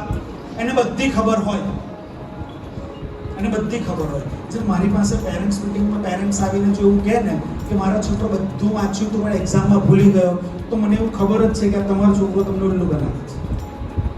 દરેક છોકરાને એવું ખબર જ હોય છે કે પોતે મહેનત કરી કે નથી કરી. આવું દરેકને ખબર હોય છે. દરેક બાળકને પોતાનું ફાઇનલ રિઝલ્ટ ખબર જ હોય છે. કાં તો એ પોતે ખબર નથી પડતી અને એકલો એ મૂર્ખ છે, કાં તો એ આજુબાજુ બધાને મૂર્ખ બનાવી રહ્યો છે. અને તેથી દુર્યોધન કેવો હતો? જાનામી ધર્મમ નચમે પ્રવૃત્તિ. જેમ આજે અહીંયા બધાને એવી ખબર પડી ગઈ કે હા મારે પ્રયત્ન કરવા જોઈએ. એટલું તો ખબર પડી આટલી ચર્ચામાં કે મારે મહેનત કરવી જોઈએ, હું કરું એટલું જ મને સફળતા મળશે, આટલું નક્કી થાય છે તો કરવું બી પડે ને. દુર્યોધનને બધી ખબર હતી. દુર્યોધન એટલું જ કહેતો હતો, જાનામી ધર્મમ, મને સાચું શું છે ખબર છે, નચમે પ્રવૃત્તિ, હું નહીં કરું. અને જાનામી અધર્મમ નચમે નિવૃત્તિ, મને ખબર છે કે આમાંથી કયું ખોટું છે, નહીં છોડું. જેમ આપણને ખબર પડે કે ડિસ્ટ્રેક્શન મારા માટે જેમ સિંગલ ફોકસથી ઘણા એમ કહે છે ને મને ડિસ્ટ્રેક્શન આ છે, તો કોણ કહે છે કે 5 કલાક વોટ્સઅપ, ઇન્સ્ટા ને FB પર વાપર? ફ્રી ફાયરમાં કોણ કહે છે વાપર? કોઈ નથી કહેતું, કોઈ બાંધી નથી રાખ્યું. ના વાપરે તો કોઈ હાથ તૂટી નથી પડતું. પણ PUBG માટે આપણો સમય જાય છે, મોબાઈલમાં આપણો સમય જાય છે. અને એથી આ બધા જે લોકો સમજાવવા છતાં સમજતા નથી અથવા સમજે છે છતાં કરતા નથી, આ બધાને કયો બીમારી છે? દુર્યોધન સિન્ડ્રોમ. કયો સિન્ડ્રોમ છે આ? જેને એક વખત ખબર પડે છે છતાં પણ તે કામ કરતો નથી. આ પ્રત્યેક લોકો દુર્યોધનના લક્ષણ ધરાવે છે. મહાભારતમાં દુર્યોધનનું લક્ષણ આ જ હતું. અને તેથી હવે પછીનો પહેલો સવાલ કયો હતો જ્યાંથી શરૂઆત કરી હતી? કરવું છે પણ મારો બીજો સવાલ છે, થતું નથી કે કરતા નથી? થતું નથી કે કરતા નથી? જેમ કે યુદ્ધાય કૃત નિશ્ચય, યુદ્ધના મેદાનની અંદર જ્યારે અર્જુન આવ્યો ને અને અર્જુને ના પાડી કે નથી લડવું, ત્યારે કૃષ્ણે શું કહ્યું? હતો વા પ્રાપ્યસી સ્વર્ગમ જીતવા વા ભોગસે મહિમ તસ્માદ ઉત્તિષ્ઠ કોંતે યુદ્ધાય કૃત નિશ્ચય. કંઈ પણ થાય ભાગી જવાની છૂટ નથી. આજે ઘણા લોકો સુસાઇડ કરે છે. સુસાઇડના ગઈકાલે વાંચતો હતો પેપરની કે સુરતમાં 24 કલાકમાં 13 લોકોના સુસાઇડ છે. ગઈકાલના ન્યૂઝ. આટલા બધા લોકોએ સુસાઇડ કેમ કર્યા હશે? કોઈકને આ રીઝન, કોઈકને તે રીઝન, કોઈકને દેવું થઈ ગયું, કોઈકને ઘરમાં આ તકલીફ છે, કોઈકને તે તકલીફ છે. આ બધા લોકોનું કારણ એક જ છે, કાં તો પરીક્ષાની અંદર માર્ક ઓછા આવે, કોટાની અંદર દર અઠવાડિયે વ્યક્તિ સુસાઇડ કરે છે. આની પાછળનું રીઝન શું છે? કાં તો સ્ટુડન્ટ સુસાઇડ કરે, કાં તો જીવનથી હારી ગયેલો કોઈ પણ વ્યક્તિ સુસાઇડ કરે. એના માટે કૃષ્ણનું બહુ સ્પષ્ટ માર્ગદર્શન છે. યુદ્ધાય કૃત નિશ્ચય. જીવન યુદ્ધ છે, યુદ્ધ નિશ્ચિત છે, લડવું પડશે. ભાગી જવાની છૂટ કૃષ્ણે કોઈને આપી નથી. જીવનના રણ મેદાનમાં એક પણ જગ્યાએ ધારત તો કૃષ્ણ ફરીને વાત યાદ કરાવું છું, ધારત તો કૃષ્ણ એમ કહી શકે કે અર્જુન માથું દુખે છે, કાલે આવજે. ચક્કર આવે છે, કાલે આવજે. આજે પગ ધ્રુજે છે, કાલે કરજે. આજે તને નથી ગમતું ને, કાલે કરજે. કાં તો તું 2 દિવસ આરામ કરી લે. આજે આપણે નાની વાતની અંદર વરસાદ પડે છે, આજે મારાથી ઓછું કામ થશે. આજે ઘરમાં લાઈટ નથી, આજે ઘરમાં ઓછું કામ થશે. મારી પાસે ચોપડી નથી, ઓછું કામ થશે. મને આમાં ડાઉટ છે એટલે ઓછું કામ થશે. મને આ સબ્જેક્ટમાં ટીચર ભણાવે તો ખબર નથી પડતી એટલે મારા માર્ક ઓછા આવે છે. મારા ફ્રેન્ડ્સ મને ડાઉટ સોલ્વ નથી કરી આપતા એટલે માર્ક ઓછા આવશે. મારા ઘરમાં સુવિધા ઓછી છે એટલે મારા માર્ક ઓછા આવશે. કાં તો મારે છે માર્ક્સ લાવવા છે પણ મારાથી બધા ડિસ્ટ્રેક્શન, મોબાઈલ બધું છૂટતું નથી એટલે માર્ક્સ ઓછા આવશે. આ પ્રત્યેક વ્યક્તિને કૃષ્ણ બહુ સ્પષ્ટ શબ્દોની અંદર કહે છે યુદ્ધાય કૃત નિશ્ચય. ભાગી જવાની છૂટ નથી. એક પણ વ્યક્તિને યુદ્ધના મેદાનમાં ભાગી જવાની છૂટ કૃષ્ણ આપી નથી. ધારત તો કૃષ્ણ આપી શકત. આપણને કોઈને કૃષ્ણે છૂટ આપેલી નથી. તેથી આજે છૂટ નથી એ આધારે વિચાર કરો. મોબાઈલ ઓછો વાપરવો જ પણ થતું નથી કે આપણે નથી કરતા. વાંચવું 7 કલાક છે, તમારે કેટલા કલાક વાંચવું જોઈએ સેલ્ફ સ્ટડી? મારું બહુ સિમ્પલ ગણિત છે, ગણિતનો શિક્ષક છું એટલે જે સ્ટાન્ડર્ડમાં ભણતા ને ડિવાઈડ બાય 2 આટલા કલાક સેલ્ફ સ્ટડી હોય તો તમે સિલેબસને કમ્પ્લીટ કરી શકો. તમને નવાઈ જો લાગતી હોય 6 સ્ટાન્ડર્ડ વાળા બેઠા છે ને 3 કલાક સેલ્ફ સ્ટડી હોવા જોઈએ તો જ તમે ધારી સફળતા મેળવી શકો છો. જેમણે આઈઆઈટી, એનઆઈટી, એમ્સ અથવા ગવર્મેન્ટ મેડિકલ કોલેજનું સપનું હોય એને 7 કલાક ડેઈલી અને રજાના દિવસે 12 કલાક મિનિમમ એફર્ટ્સ કરવાની તૈયારી હોય તો જ સફળતા મળે, તો જ એ સપનું જોવું જોઈએ. ફરી કહું છું, યુદ્ધ યકૃત નિશ્ચય યુદ્ધ છે. લડવા માટે આપણે તૈયાર થવું પડે. બાકી અર્જુને પણ ના જ પાડી દીધી હતી. મેથ્સ અઘરું પડે છે. ઘણા લોકો એવા છે, આમાંથી મને એવું કહ્યું હતું કે મેથ્સ અઘરું પડે છે. તો અઘરું પડે તો ઘણા એવું કે છે ને એટલે ફોર્મ્યુલા મિક્સ થઈ જાય છે. કેમ ભાઈ મિક્સ થઈ જાય છે? હોટલમાં આપણે જમવા માટે જઈએ, માનો કે ફેમિલીના 7 લોકો જમવા માટે ગયા છે અને બધાએ બટર મિલ્ક મંગાવ્યું છે, છાશ. તો 7 ગ્લાસ પડ્યા છે, 7 ગ્લાસ પાણીના પણ પડ્યા છે. થાય કે આપણે બાજુવાળાને છાશ પી જઈએ, આપણે સામેવાળાને છાશ આપણે પી જઈએ. આપણું ગ્લાસ આપણને ખબર પડે છે, ખબર પડે ને કે આ ગ્લાસ મારું છે છાશનું, આ પાણીનો ગ્લાસ મારું છે. કેમ? ધ્યાન આપેલું. તો મેથ્સમાં ધ્યાન આપને, ફોર્મ્યુલામાંથી મિક્સ થઈ જાય. એ તો જુદા છે, છાશના ગ્લાસ જેવા થોડા છે. બધું થઈ શકે, થતું નથી કે કરતા નથી. હું ટ્યુશનમાં જઈશ તો માર્ક આવશે, કેટલાકને એવું જ છે. ફરી હું કહું છું, હું ટ્યુશનનો વિરોધી છું કે કેમ એવું તમે નક્કી કરજો.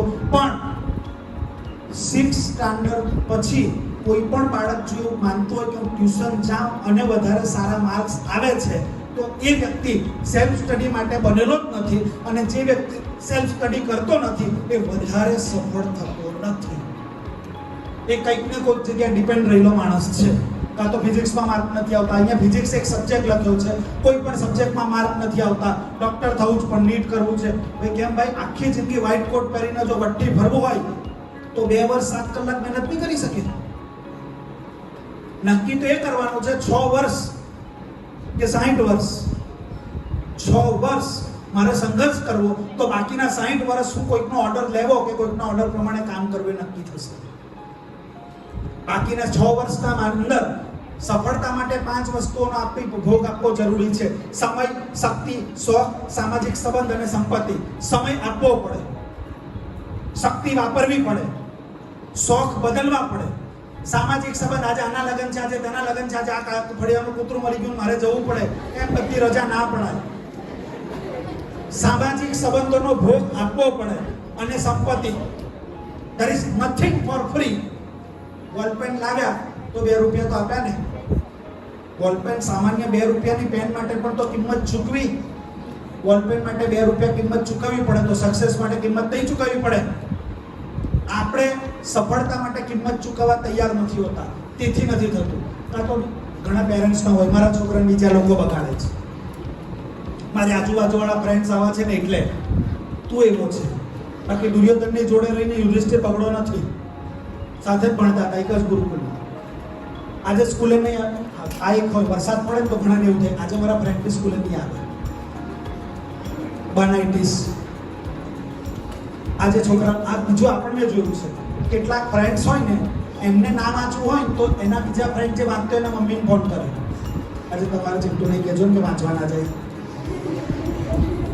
તો અમારે જવું પડશે, આ તો મારે સારા માર્ક્સ લાવવા જ. પણ ફરી કહું છું, થતું નથી કે કરતા નથી. આ સવાલ તમારી જાતને પૂછશો તેનો જવાબ મળશે. તેથી ગેટ વેલ સૂન આ કહેવાની તમને જરૂર ન પડવી જોઈએ. એમની બદલે એવું થવું જોઈએ આઈ વિલ કહી શકાય. જ્યારે કોઈ ગેટ વેલ સૂન કહે તો આપણે આપણા દ્વારા જવાબ અપાવવો જોઈએ આઈ વિલ, હું કરીશ. તો કેવી રીતે કરશું? પ્રશ્નોની ચર્ચા થઈ ગઈ. કરવું છે પણ થતું નથી. ત્યાંથી આપણે ક્યાં સુધી આવ્યા? થતું નથી કે કરતા નથી. તો કરવું હશે તો ગીતાની અંદર કૃષ્ણે 4 વાતો કીધી છે. યુક્ત આહાર વિહારસ્ય, યુક્ત ચેષ્ટસ્ય કર્મસુ, યુક્ત સ્વપ્નાવબોધસ્ય, યોગો ભવતિ દુઃખા. 4 વસ્તુની કાળજી રાખવાની હોય. કઈ 4 વસ્તુની? મેં શોર્ટમાં તમારા માટે અંગ્રેજીમાં કરી દીધું. ABKN. યુક્તનો મતલબ નિયત, નિયમિત, રેગ્યુલર. ABKN યાદ રહી જાય. એ એટલે આહાર. ગીતામાં કૃષ્ણ કહે છે યુક્ત આહાર, યુક્ત વિહાર, યુક્ત ચેષ્ટસ્ય કર્મસુ, યુક્ત સ્વપ્નાવબોધસ્ય, યોગો ભવતિ દુઃખઃ. ચાર વસ્તુ જેની પરફેક્ટ હોય તે વ્યક્તિને કોઈ પણ પ્રકારની તકલીફ થતી નથી. કઈ આહાર, વિહાર, ઊંઘ અને કર્મ. કૃષ્ણ ચાર વાતોની કાળજી રાખવાની કહે છે. પહેલું આહાર. તમારું શરીર અને મન બંને પ્રફુલ્લિત હશે તો જ તમે કામ કરી શકશો, કારણ કે હેલ્ધી બોડી હશે તો જ માઇન્ડ હેલ્ધી રહેશે. આ બહુ નક્કી વાત છે. તેથી ખાવા પીવામાં કાળજી રાખવાની. કેટલાક પડીકા ખાઈને જ જીવે છે અને પડીકા ખાઈને જીવવા વાળા હોય તે હું એને એવું કહું છું કે નવા પેકિંગમાં ગુટકા છે, ના ખવાય. બીજું વિહાર એટલે ફરવું ફરવું મોજ મસ્તી. જેમ કે આપણું સોશિયલ મીડિયા, આખા ગામની પંચાયત, કોણે શું કર્યું કોણે શું ન કર્યું. બીજું કાલ્પનિક દુનિયા. કાલ્પનિક દુનિયાનો મતલબ આપણને શું થાય છે, જેમ એક સોશિયલ મીડિયાની અંદર છે ને મોટિવેશનનો માહોલ ચાલે છે અને બધા મોટિવેશનલ સ્પીકર આપણને શું શીખવે ખબર છે? મસ્ત જલસા હોય, 10મા ધોરણ સુધી ભણી લો પછી તો લાઈફમાં મજા જ છે. આ જેટલા ટીચર્સ બેઠા છે બધાને પૂછો કે જીવનમાં મજા જ છે 12મા ધોરણ પછી? એટલે ખરી મહેનત તો પછી ચાલુ થાય, ખરી આપદા તો પછી છે. પણ આપણને શું શીખવામાં આવે? મસ્ત બંગલો હોય, ગાડી હોય ને આપણે દુબઈની અંદર બેઠા બેઠા લેમોનેડ પીતા હોય એવી જલસાની લાઈફ હોય. આ આપણને બતાવવામાં આવેલા ખોટા સપના છે. અને કૃષ્ણ એક એવો મોટિવેશનલ સ્પીકર છે કે જે આપણને સ્પષ્ટ શબ્દોમાં કહે છે યુદ્ધાય કૃતનિશ્ચય, લડવું પડશે તો જ જીત મળશે. લડવા માટે તૈયાર કરે છે. અને તેથી હરવા ફરવામાં જતા માઇન્ડને સિંગલ ફોકસ રાખવું પડશે. જે લોકો એવું કહ્યું હતું ને કે મારે ડિસ્ટ્રેક્શન છે, એ પ્રત્યેકને કહું છું સિંગલ ફોકસ. મારે આ કરવું છે તો કરવું છે. એના માટે પછી જે છોડવું પડે એ છોડવાની મારી તૈયારી. બીજું ઊંઘ. આમાંથી જેટલા લોકો 7 કલાક, આજે ને કેટલાક લોકો એવું શીખવી દીધું છે કે 8 કલાકની ઊંઘ હોવી જોઈએ, 10 કલાકની ઊંઘ હોવી જોઈએ. હું નથી માનતો કે આજે ચડતું લોહી હોય ને એ લોકોએ કે 10 કલાકની ઊંઘ રહેવી જોઈએ. એને ભેં કહેવાય ગામની ભાષા, કે જે પાણીમાં પડે ને ઉઠતી નથી. ગામડામાં એને ડોબું કે ડોબું પાણીમાં પડે અને કલાકો લગી બેસી રહે. વાસ્તવિક આ ઉંમરના બાળકને 5 થી 6 કલાકની ઊંઘ ઇનફ છે. ફરી કહું છું, કૃષ્ણે ગીતામાં 4 માંથી જેટલા પણ લોકો મને સાંભળી રહ્યા છે એમને કહું છું 4 બાબતો માટે કૃષ્ણે કહ્યું છે યુક્ત આહાર વિહારસ્ય યુક્ત ચેષ્ટસ્ય કર્મસુ યુક્ત સ્વપ્નાવ બોધસ્ય યોગો ભૂવતિ દુઃખઃ. આ 4 વસ્તુમાંથી કોઈ પણ જગ્યા બગડી તો જીવનમાં દુઃખ આવશે, તકલીફ આવશે. યુક્ત આહાર, વિહાર, ઊંઘ અને તમારું કર્મ. તમારું કર્મ એટલે કેવું કર્મ હોવું જોઈએ? જેમ કેટલાક લોકોને કર્મ મારે જે કામ કરવાનું છે નિયમિત કરવાનું છે. જેમ આગળ કીધું ઠંડા પોરે ચાલવાની શરૂઆત કરવાની તો અડધા વખત હેરાન થશો. એનો મતલબ જે કામ જે સમયે કરવું હોય ને તે સમયે કરવાની શરૂઆત કરી દેવી જોઈએ. હજુ વાર છે બોર્ડ પરીક્ષાને, ધીરે ધીરે શરૂઆત કરીએ છીએ. કશી વાર નથી. 27 ફેબ્રુઆરી ડેટ આવી ગઈ. બોર્ડ પરીક્ષા 10th અને 12th. મારી તૈયારી સ્ટાર્ટ થઈ જવી જોઈએ. ડિસેમ્બરમાં તો તમારા પ્રિવિઝનના પ્રેક્ટિસ પેપર ચાલુ થઈ જશે. મારી તૈયારી સ્ટાર્ટ થઈ જવી જોઈએ. તેથી પ્રત્યેક ઠેકાણે એક શરત કરો, કર્મ. મારે જે કરવાનું છે એ મારે કરવાનું છે. અને એના માટે જો સમયસર નહીં હોઈશું તો નહીં થાય. સૌથી પહેલી શરૂઆત, ક્યારેય તમારા કામકાજના સ્થળે મોડા ન પહોંચો. કર્મભૂમિના સ્થળે મોડા પહોંચવું એ પડતીની નિશાની છે. સ્કૂલમાં મોડા આવવાની શરૂઆત કરી તમે, તે દિવસથી માની લો કે તમે તમારા કામ પ્રત્યે પ્રામાણિક નથી. અને તમારા કામ પ્રત્યે પ્રામાણિક નથી તો તમે સફળ નથી. ફરી 4 વાતો કહી છે. કઈ? આહાર, વિહાર, કર્મ અને નિંદ્રા. AVKN. બરાબર છે? આ 4 વાતોની કાળજી રાખવાની જો હોય તો કન્સિસ્ટન્સી સાથે તમારું કામ, because winners are always consistent. આજે 4 કલાક વાંચી લીધું, બીજા દિવસે 4 કલાક વાંચી લીધું અને ત્રીજા દિવસે બર્થડે પાર્ટી, તો બધું ભૂસાઈ જશે. Winners are always consistent. તો એના માટે થઈને પ્રયત્નો થવા જોઈએ. થઈ શકે પ્રયત્ન? ફરી કહું છું, કરવું છે પણ થતું નથી. આવું કહેવાવાળાને લોકોની બીમારી કઈ છે? બાનાઇટિસ. બાનાઇટિસ વાળા લોકો તમારી આસપાસ દેખાય તો તરત શું કહેવાનું? ટીચર્સને આ બહુ કામ લાગશે. છોકરા લેસન કરીને ના લાવે એટલે આપણે ગેટ વેલ સૂન જ કહેવાનું થાય. બીજું કોઈ કારણ છે જ નહીં. કારણ ભાગી જવાની છૂટ કૃષ્ણે કોઈને આપી તો આપણને છૂટ છે ભાગી જવાની? કોઈને છૂટ નથી. પાક્કું? તો આજે તાકાત સાથે આપણે લોકો કહી શકીએ yes I can, I will, I win. કરી શકીએ? મારી સાથે બોલશો? હું યસ બોલું પછી તમારે સ્ટાર્ટ કરવાનું. I can, I will, I win. થશે? યસ. આઈ વિલ કીધું છે એનો મતલબ તમારે કરવાનું છે. પછી રાહ નહીં જોતા કે મેડમ કહે પછી કરીએ, સર કહે પછી કરીએ. કરવાનું કોને છે? આપણે નહીં. આપણેમાં તો કેટલા બધા આવે. બહુવચન નહીં, સિંગલ. કોણે કરવાનું છે? પોતાએ કરવાનું છે. કારણ મારા હકનો સંઘર્ષ મારે જ કરવાનો છે. મારા હકનો સંઘર્ષ મારે જ જો કરવાનો હોય તો મારે જ એના માટે પ્રયત્ન કરવો પડશે. ફરી કહું છું, ભાગી જવાની છૂટ કૃષ્ણ કોઈને આપી તો આપણામાંથી કોઈને છૂટ. આપણે જે સપનું જોયું છે, જે લક્ષ્ય જોયું છે, આપણને જે ક્ષણે વિચાર આવે ને કે હવે મારે નકંસે વિજયમ કૃષ્ણમ, હવે કોઈ વિજયની ઈચ્છા નથી, હવે નહીં થાય મારાથી, તે વખતે કૃષ્ણના શબ્દ યાદ રાખો. હતો વા પ્રાપ્યસી સ્વર્ગમ જીતવા વા મોક્ષેસે મહિ. છેલ્લામાં છેલ્લું મરી જઈશ તો સ્વર્ગમાં જઈશ. કૃષ્ણ અર્જુનને બહુ સ્પષ્ટ શબ્દમાં કહ્યું, પણ જીતી જઈશ તો રાજા થઈશ. તસ્માત ઉત્થિષ્ઠ કૌંતેય, હે કૌંતેય, હે અર્જુન, ઉઠ, ઊભો થા. યુદ્ધ યકૃત નિશ્ચય. યુદ્ધ છે, લડવું પડશે, ભાગી જવાની છૂટ નથી. તેથી આજે અહીં બેઠેલા બીએસના કેમ્પસમાં બેઠેલા પ્રત્યેક વ્યક્તિ નક્કી કરે જે કંઈક લક્ષ્ય છે, જે કંઈક સપનું છે, કૃષ્ણને આદર્શ બનાવીને જો આપણે પ્રત્યેક લોકો નક્કી કરશું તો ચોક્કસ આપણા સપના પૂરા થશે. કૃષ્ણ ગાઈડ બનશે. બાકીને લડવાની જવાબદારી કોની છે? અમારી ના. અમારીમાં બે લોકો આવે. મારી કોની? Yes I can, I will, I will. યુદ્ધ યકૃત નિશ્ચય. જ્યારે જ્યારે નિરાશ થવાનો વિચાર આવે ત્યારે તમારી જગ્યા ઉપર લખીને રાખો ગીતાનો આ શ્લોક, યુદ્ધ યકૃત નિશ્ચય. નિરાશા ભાગી જશે. આશા કરું કૃષ્ણ તમારા પ્રત્યેકના જીવનમાં માર્ગદર્શક બને. Thank you.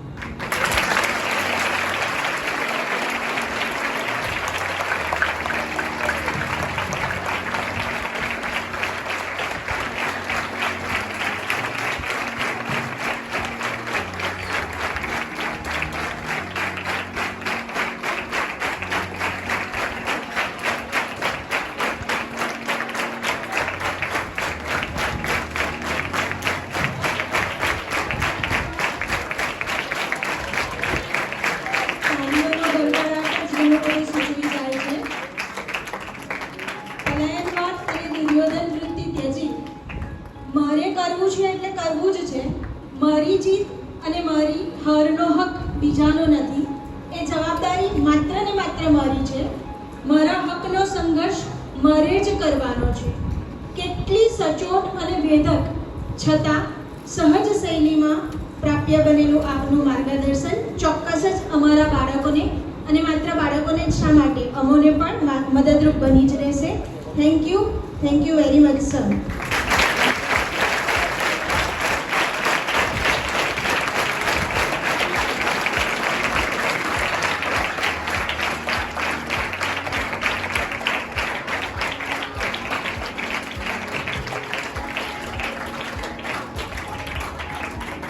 ઉપસ્થિત શ્રીમાન અભયભાઈ ચાલુ સાહેબનું અભિવાદન કરવા માટે હું ભાટિયા સરને વિનંતી કરું છું.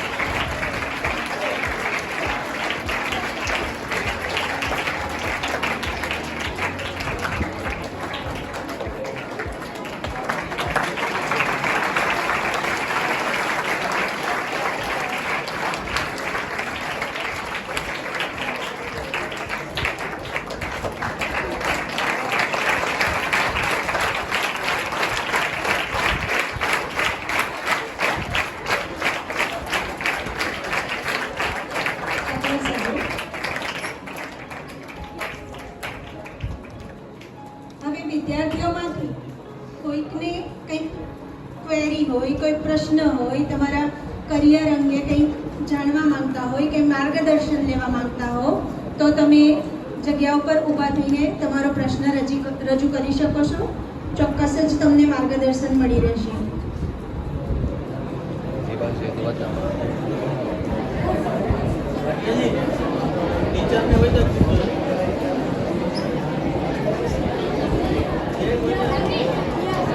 વિદ્યાર્થીઓ કે ટીચર્સ કોઈને પણ કોઈ પણ પ્રકારનો પ્રશ્ન હોય તો જમણો હાથ ઊંચો કરીને ઊભું થઈને પૂછી લેવાનો.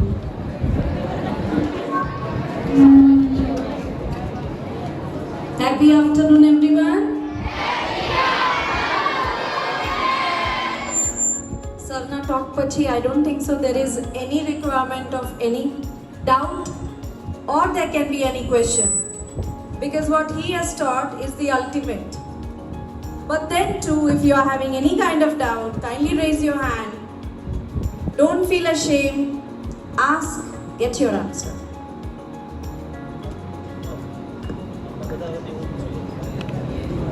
તમારા બધા વતી હું પૂછી લઉં, ચાલે ને? સર, અત્યારે તમે જે રીતના બધાને ખરેખર મોટિવેટ કર્યા અને તમે ખરેખર એક નવી ઉર્જા આપી, મારો પ્રશ્ન એવો છે કે આ મર્યાદિત સમય માટે ન રહે અને કાયમ માટે આ જ ઉર્જા દરેક બાળકોમાં રહે, એના માટે એમને રોજે રોજ શું કરવું જોઈએ? આ પ્રશ્ન બરાબર છે ને?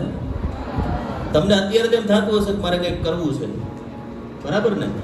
પણ કાયમ માટે જ આવું જ થતું રહે એના માટે ઘણી બધી વાત કરી, પણ હજી એક વખત હું એમ કહું છું કે એવું તો આપણે શું કરી શકાય ડેઈલી? કન્સિસ્ટન્સી વાળી તમે વાત કરી, ટાઈમ બાઉન્ડ્રી વાળી વાત કરી, ટાઈમિંગ વાળી, પણ તમારા બધા વતી હું પૂછું છું, કાયમ માટે આ ટેમ્પો જળવાઈ રહે એના માટે શું કરવું જોઈએ?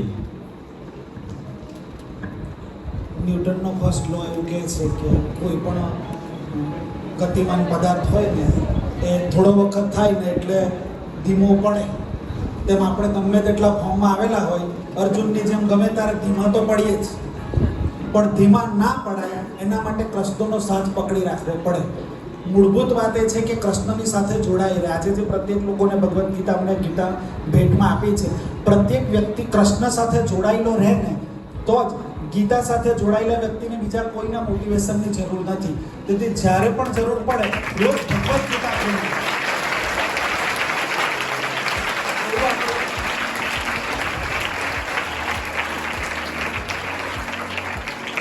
ગીતાનો શ્લોક આપણને કાયમ માર્ગદર્શન આપશે. જ્યારે જે પ્રશ્ન થાય ગીતા ખોલશું એટલે જવાબ મળશે. યુદ્ધાયુક્ત નિશ્ચય તમે જ્યાં વાંચો લખો છો ત્યાં દિવાલ પર લખી રાખો એટલે કૃષ્ણ જ આપણને કહેશે કે યુદ્ધ કરવું છે ને જીતવું છે એ નક્કી છે, તો આપણને માર્ગદર્શન રહેશે. રોજ ગીતાનો એક શ્લોક વાંચવાની, કંઠસ્થ કહેવાનું નથી કે વાંચવાની પણ આદત પાડશું તો કૃષ્ણ આપણી અંદર મોટિવેશન જાળવેલું રાખશે. એ ચોક્કસ આપણે કરી શકશું. બીજું ક્યાંય પણ એકેડેમિક્સ રિલેટેડ તમારા વાંચવાનું હોય, સપોઝ તમે કોમ્પિટિટિવ એક્ઝામની પ્રિપેરેશન કરતા હોય કાં તો બોર્ડ પરીક્ષાની પ્રિપેરેશન અને એને રિલેટેડ પ્રશ્ન હોઈ શકે તો એ પણ પ્રશ્નોની ચર્ચા અત્યારે પણ કરી શકો છો. અને જરૂર લાગે તો તમે તમારા સરને કહેશો તો મને ફરી મારા સુધી પ્રશ્ન પહોંચશે, હું તમને ચોક્કસ રેકોર્ડ કરીને જવાબ મોકલી આપીશ કાં તો ઇન્સ્ટાગ્રામ પર મને પૂછી લેજો, હું એનો જવાબ ચોક્કસ આપીશ તમને. પણ અત્યારે કોઈ તમારો એકેડેમિક્સ રિલેટેડ પ્રશ્ન હોય, જે લોકોએ ગઈકાલે જેટલા પ્રશ્નો પૂછ્યા હતા એ બધા પ્રશ્નોને એડ્રેસ કરવાની મેં કોશિશ કરી છે, છતાં પણ કોઈકને જો કોઈક જગ્યાએ જરૂર હોય તો ચોક્કસ પૂછી શકે છે. નહીં તો આપણે સેશનને કન્ક્લુડ કરીશું.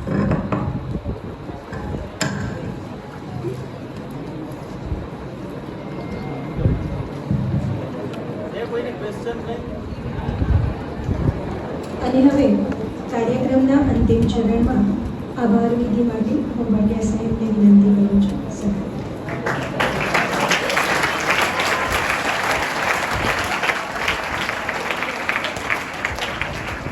Happy afternoon. બધી એનર્જી છે.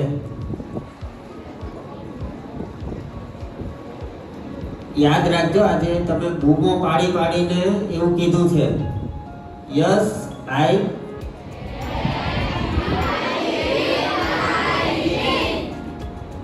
આટલું યાદ રાખજો. એટલે આજે રાહુલભાઈ આપણી વચ્ચે આવ્યા છે અને આપણી સાથે જે સંવાદ કરેલો છે એ સંવાદ સક્સેસફુલ થયો ગણાશે. અને સફળ બનાવવું કોના હાથમાં છે? તો પાછા કોના? મારા. આ બે વાત યાદ રાખજો, કારણ કે છેલ્લા 1 કલાકથી રાહુલ સરે અહીંયા આવી અને આપણને જે માર્ગદર્શન આપ્યું છે, જે વાસ્તવિક પરિસ્થિતિમાં આપણે શું કરવું જોઈએ પેલી એક કીધી ને બાનાબાજી, શું કીધું? બાનાઇટિસ. બાનાઇટિસ નામની બીમારી છે એ તમારામાંથી દૂર થાય. અને મારે કરવું છે પણ આનાથી છુટકારો મળે એના માટે આજે અંકલેશ્વરથી બહુ મોટું શિક્ષણની અંદર યુનિક કામ કરતી વ્યક્તિ એટલે આપણા રાહુલ ભારત સર, એમની સાથે એમના બ્રધર છે રાજનભાઈ ભારત અને એમની સાથે બીજા બે મિત્રો પણ પધારેલા છે. એ સૌ આજે દિલ્હીમોરા ઇન્ટરનેશનલ સ્કૂલની અંદર આવ્યા અને આપણને સૌને એમની પાસે જે જ્ઞાનનું ભાથું છે એ આપવાનો પ્રયાસ કર્યો.